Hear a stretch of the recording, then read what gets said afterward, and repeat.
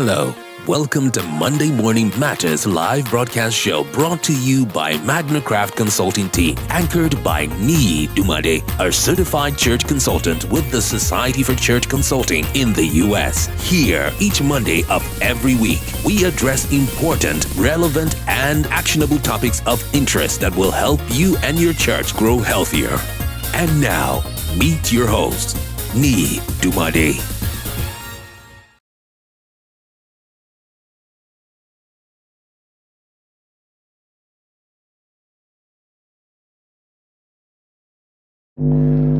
Welcome, everyone. Welcome, and welcome. Welcome, everyone, to this live broadcast show. Thank you for hooking up with Monday Morning Matters. My name is Niyi Dunmade. I'm the founder and the CEO of Magnicraft Consulting Limited. I'm a certified church consultant with the Society for Church Consulting. And so a big thank you to those who are commenting and reacting to some of our timely post-broadcast content. We do not take it lightly. We thank you for all the shares, the comments, the likes that you have done. It has been helpful. We're going to go again on a final lap for handling church conflict, digging on church conflict management. Church conflict management. So let's pay attentive as we dive more into, finally into these issues of today. Surely it will be helpful to you and your church. It will be helpful to you and your church. Do not forget to go to our page, Facebook, Twitter, Instagram, YouTube, all the social media handles, please. We're able to there to connect with you and see how we can help you in whatever form we can. Okay? But now today we're going to go finally on handling church conflict. Handling church conflict. Handling church conflict. From last Monday, we talked about aim. Okay, if you have missed 3 episodes of handling church conflict, I want to admonish that please go get it up, because we are building upon what has been done from previous Mondays in the month of April. I want to share with you simple acrostic from what I spoke last week Monday, and these 3 ways at which people respond to conflict.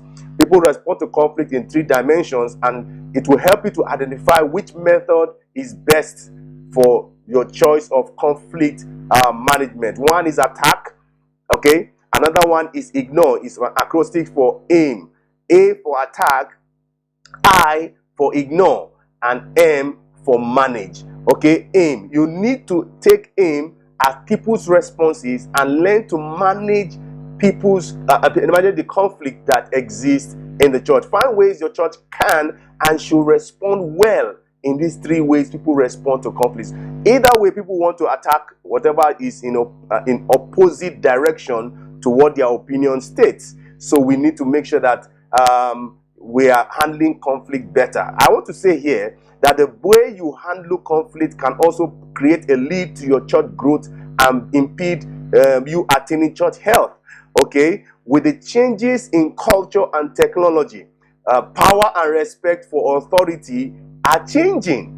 Okay, now you can see that someone who is not even having content can have the clout online, the influence online. Okay, so we people who say leadership is influence, you can see the negative side of influence on the younger ones taking authority of the social media space. So culture and technology are changing, and so it's affecting the way we behave. It's affecting the way we process things. And so one of the things is that power and respect for authority are changing very fast. I want to recommend a book. It's The End of Power by Moses Niemes.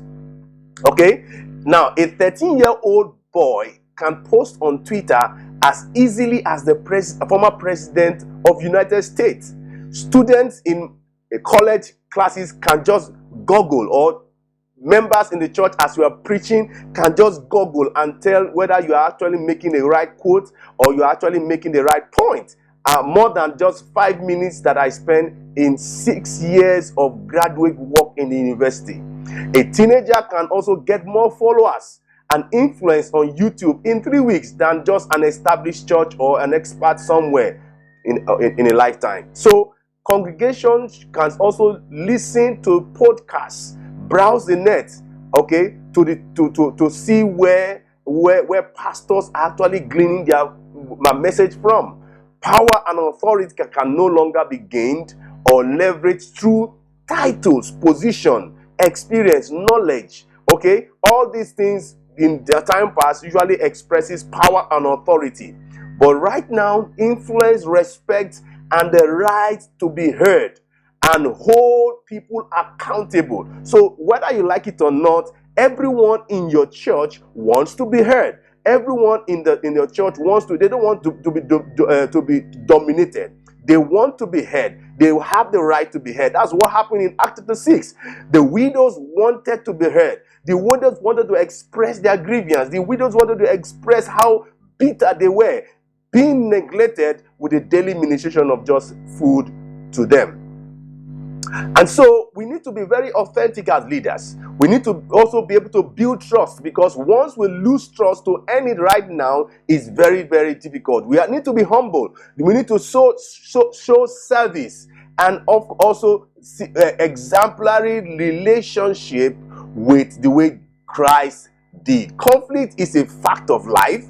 Conflict is a clash of interests, values, actions, viewpoints, and direction. So it's just norm for us to have conflict in the church. And so we can group all conflicts. I know I said that in 2 Mondays ago, but we can group all those serious dimensions of conflict in our churches in just these main causes of conflicts. You can have information and data conflict. The way someone sees a number, an information might be different. Half a dozen and 6 are the same, but they're having different perspective of how you see it. So we have information and data conflict. We also have relationship conflict. As long as people are coming together, I said that last Monday, there will be some form of storming. We also have value conflict. Okay, my values are not the same as a church value. And that's one of the time bomb of some conflicts in some churches, because it's very good to have some good core ideologies for your church.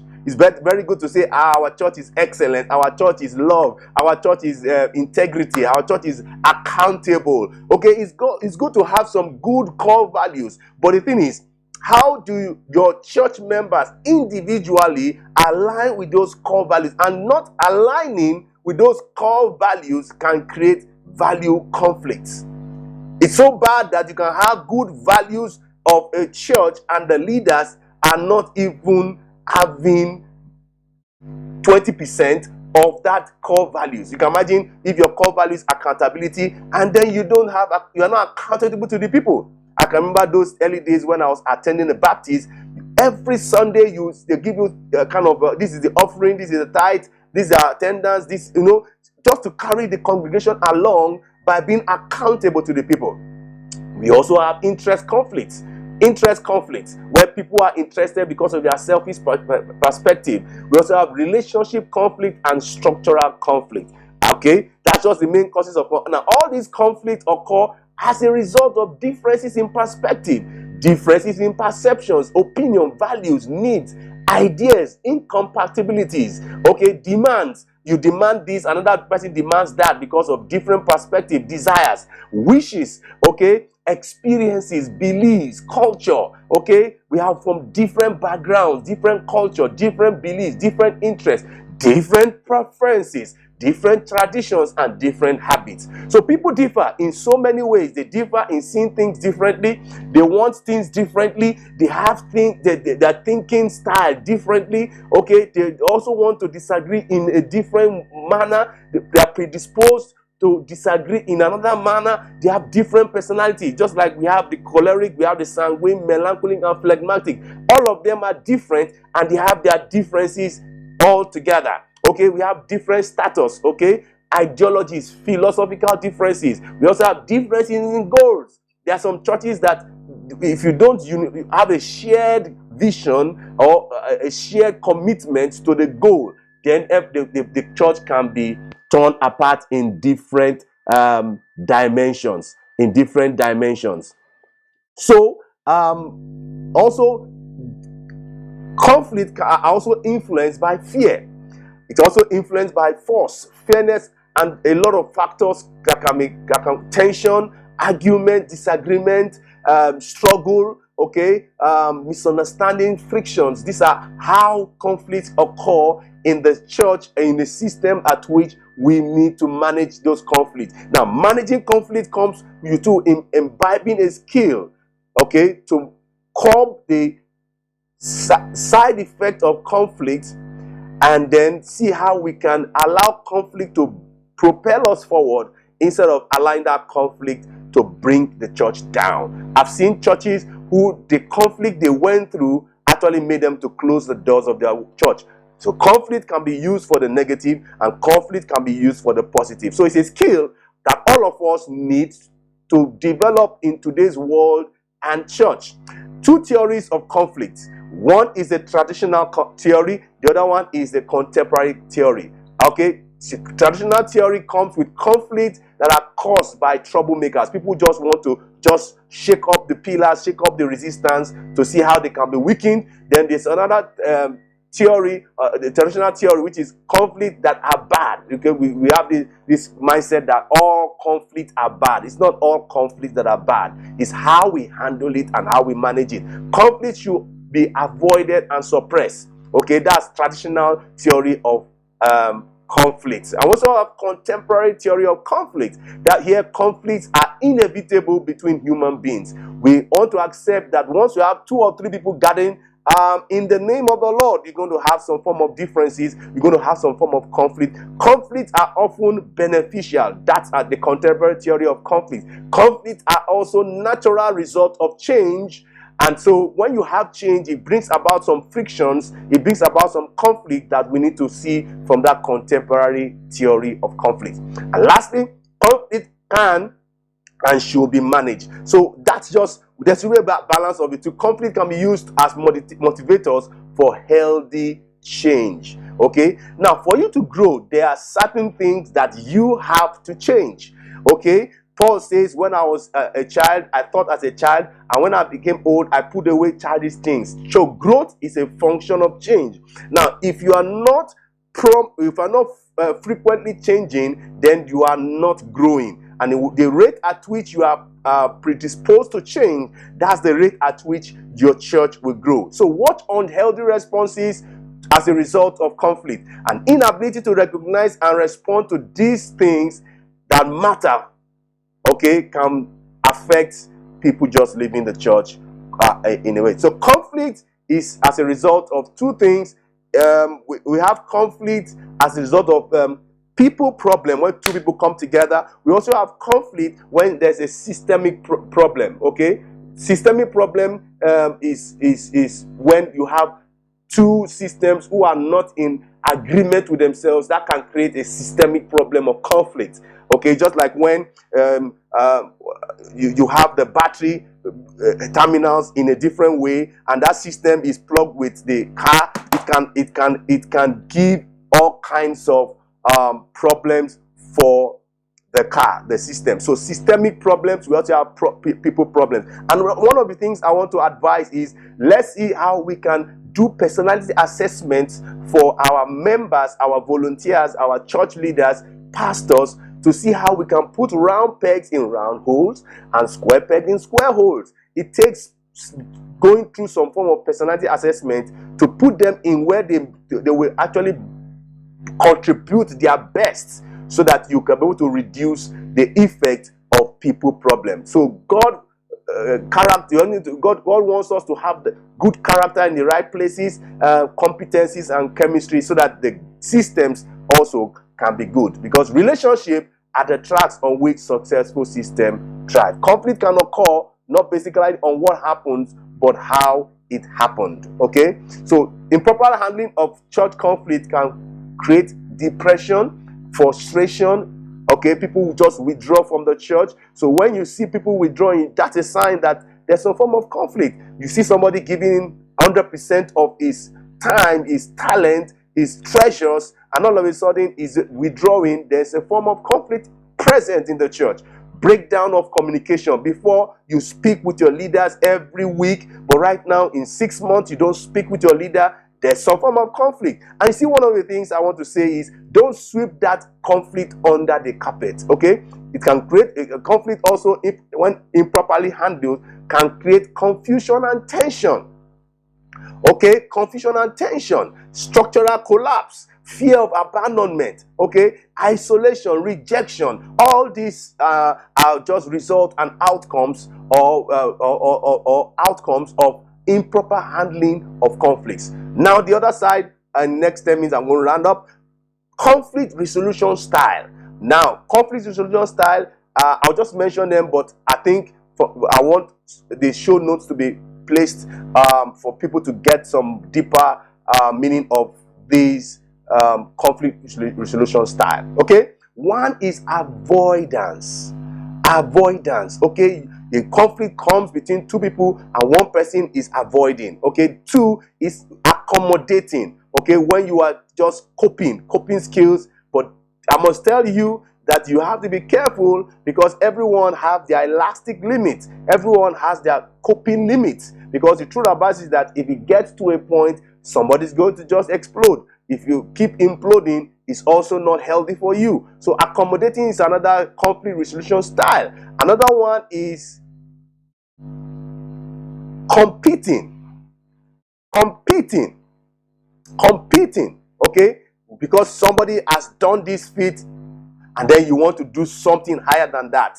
That's a conflict resolution style. You don't want to see how you can complement one another, but you want to compete. 4 has to be compromise. Okay, because you just want to lower the standard or allow for people to be, and then you allow for compromise. Compromise is there. And then the last one has to do with collaboration. Okay, when you see conflict, you now you ask yourself, okay, how can I avoid this conflict to make sure that we can actually cooperate together, we can actually collaborate together, we can actually work together in harmony and not be at loggerheads with one another.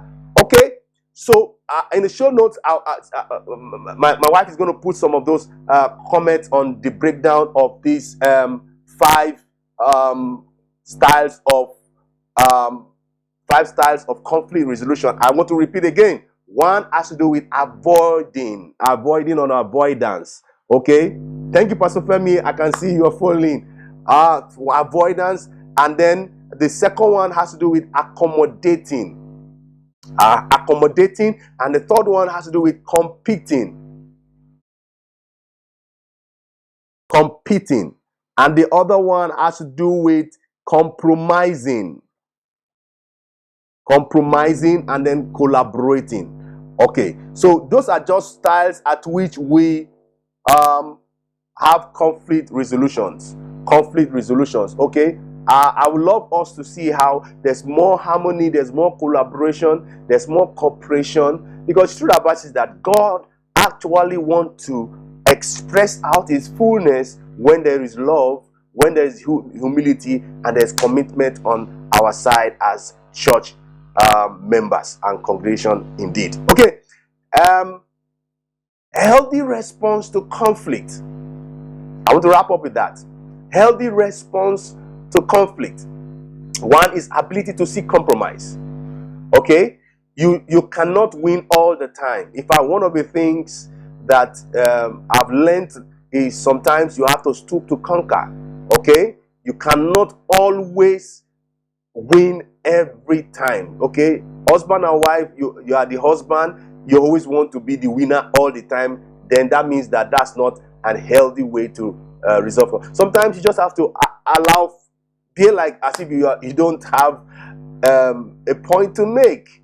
Okay, so ability to seek a compromise. It doesn't mean that you have approved that thing, but you just want to allow for peace. You just want to allow for a better time that you're able to and engage properly to make sure that you are actually heard in that discussion. So 1 healthy response to conflict is ability to seek compromise. And this might just be little changes here and there, and there are many ways to go to Lagos. Okay, so you don't have to go by train. You don't have to be adamant that you have to go by train.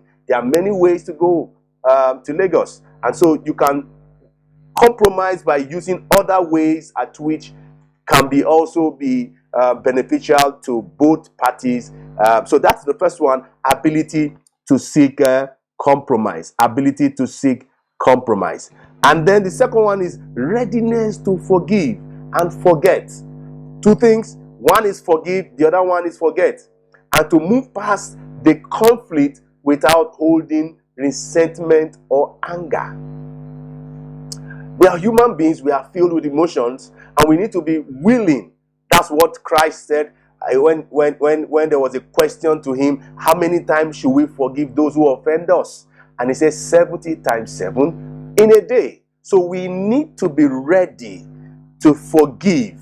We need to be ready to forgive. We need to be ready also to let go, to forget, to move past the conflict without holding resentment, without holding anger, and without holding a venom that you are waiting to actually hit back someday. Okay? So I want to say that that comes with maturity, when your readiness to forgive and to forget. Okay? We all err. There's no one that has not offended God. In fact, some people who are most judgmental are people who have even offended God the most. So that's it. Readiness to forgive and to forget and move past the conflict without holding resentment or anger. Lastly, I believe that facing conflict head on is the best thing for both sides. So sometimes facing conflict head on, you just have to not sweep the conflict under the carpet. A healthy response is that you just have to, except the person is not your brother or it's not your sister. You and your wife, you and your brethren, you and your leaders, you and your pastor, you need to have this resolve. That's this belief that you have to face conflict head on with one resolution, because one is the best thing for both sides, with one resolution that we just have to work together. We just have to move this church together. We just have to see how we can get going to actualize the vision and the mission that God has placed before us. Okay, so that's the healthy relationship, the healthy response to conflict. Ability to seek compromise, readiness to forgive and forget, and to move past the conflict without holding resentment or anger. And then a belief that facing conflict head on is the best thing for both parties, both sides. Because true advice is, I've seen a lot of avoidance of conflict, that it would have been better you addressed it when it was in a board phase, than for that conflict to transform to a venom kind, and then at that time it might be just difficult for both parties to handle the conflict, the transgression, the offense, and things like that. Final note: don't be afraid of conflict. Don't be afraid of handling conflict. Don't be shy. Don't shy away from it. It's something that we need to understand, that as long as you are not alone, you are not in an island with no people, you are going to experience some form of conflict. Okay? The tongue and the teeth, because they are together, sometimes they have some conflict, and that does not mean that you will not eat food subsequently. So subsequently, you need to take a position not to be afraid of conflict. You need to also take that position not to shy away from conflict. Be open to it. Be willing to embrace and to deal with it and handle it properly. Be alert to it when it shows up, so that you're able to handle it properly from the moment it shows up. Sometimes some people are not sensitive enough to know that there's a conflict. The conflict has already eaten up and gotten so bad before you are able to be attentive or give attention to those conflicts. So be alert that conflict will surely come, and then let's see how you can deal with it as soon as it shows up, to address it as quickly as possible. To address it as quickly as possible. To address it as quickly as possible. To address conflict as quickly as possible. So there's no doubt our local churches will become increasingly distributed. and racially dispersed. Okay, I'm talking from people who are in the US right now. Okay, because the Black Lives Matter movement is on the rise. Our churches will become racially dispersed. In Nigeria, we have churches who are traditionally despised, like my church. You have the Igbos, the Hausas, all kinds of tribes in the church. If your church is not racially and tribally dispersed, there's a problem. Okay, so there's no doubt our local churches will become increasingly distributed and racially dispersed. So the conflict resolution and coping skills we are talking about today, we are learning about today, and trying to apply today, we have to prepare ourselves so that the demand from our assemblies and our congregation tomorrow, we will be able to deliver some of these 6 skills to handling better conflict in no time. So thank you so much for watching. Kindly share this video to a church leader and a pastor. Please feel free. I'm going to post the social media handle. We are on Facebook. We are on Twitter. We are on Instagram. We are on what again? On all the social media handles. It's scrolling on the screen. Please feel free to go there. There are quite a lot of videos we do on a weekly basis and post. And we also post every day a people groups that has not been reached with the gospel every day. Please do some, even if it's 5 minutes, 10 minutes to pray. Because the reason why the end has not come is because the gospel has not been preached to the nook and crannies of the world. So please feel free. We're on Twitter, and then we are also on YouTube. So subscribe to our YouTube channel, follow us on Twitter, like us on Instagram and Facebook, and you'll see quite a lot of content that will help your church, your staff, and your pastors in no time. So I'm going to wrap it up here. Thank you for those who are following me. Pastor Femi, thank you. I'm trying to see who again is online. Okay, thank you, my wife, for putting up some good follow-up conversations. Thank you, Pastor Femi. Pastor Femi said, but there's usually a problem, especially with church leaders, because when they attempt to tackle conflict head-on, they see you sometimes as confronting spiritual authority. I've said that nowadays the power, the way people respect authority has changed. Okay, that doesn't mean that we should not respect, but you see okay, I get you, Pastor Femi. The power tussle has really changed a little bit. Okay, I made mention of that earlier on, where you find people who have some clout online. Okay, clout online, followers online that are even more than some of our fathers in the faith. So I want to wrap it up. Thank you so much for the comments.